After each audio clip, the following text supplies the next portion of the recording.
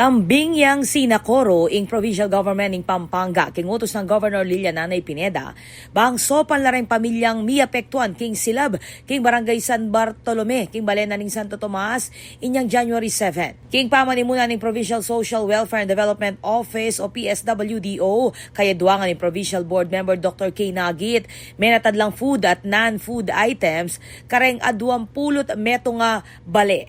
Meme Dr. Nagit as psychosocial debriefing kareng kemabay na todong miapektuan king insidente. Agpang kang Provincial Fire Marshal Senior Superintendent Jose Raymond Manimbo adwa ka tawo ing may nga sugat kabilang ing neto nga 11 anyo sa anak ka babayi amenikwang second degree burns at kasalukuyang ulwan king kabilugan 27 na pamilya o 170 na individual ing miapektuan king silab. Metong kareng lalawa na posibleng sangkaning insidente ing may kalimbatawan na kandila. Makasadya na lamang gawang assessment ng Kapitolyo para king emergency shelter assistance ay dake para kareng pamilyang kesilaban.